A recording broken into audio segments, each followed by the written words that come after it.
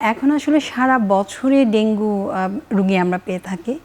তবে আসলে যেহেতু বর্ষাকালে এডিস মশার বংশ বেশি বৃদ্ধি পায় এবং দেখা যায় এটা জুন জুলাই থেকে শুরু করে সেপ্টেম্বর পর্যন্ত বা অক্টোবর পর্যন্ত এর প্রাদুর্ভাবটা বেশি থাকে সারা বছরের তুলনায়। সো আসলে জনস্বাস্থ্য বিশেষজ্ঞরা কিন্তু আমাদেরকে সতর্ক বার্তা বারবার দিচ্ছেন যে সামনে কয়েক সপ্তাহ বা কয়েক মাস, বিশেষ করে অগাস্ট সেপ্টেম্বরের দিকের কিন্তু ডেঙ্গুর প্রাদুর্ভাবটা কিন্তু আসতে পারে। গত কয়েকটা বছরই দেখা যাচ্ছে যে ডেঙ্গুর সাথে পাতলা পায়খানা থাকতে পারে, ডায়রিয়া থাকতে পারে, ইভেন অনেক সময় দেখা যায় ঠান্ডা হাঁচি কাশি নিয়েও কিন্তু ডেঙ্গু আমাদের কাছে আসছে।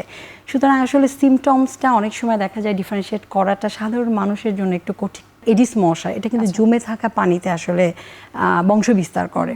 সুতরাং যে সমস্ত জায়গায় আসলে পানি জমে থাকতে পারে, যেমন এসি ট্রে, তারপর ফ্রিজের ট্রে, তারপর টপ, টায়ার, এই সমস্ত জায়গায় যেন পানিটা জমে না থাকে। অ্যাটলিস্ট সপ্তাহে একদিন যেন আমাদের আশেপাশটা আমরা পরিষ্কার পরিচ্ছন্ন করি।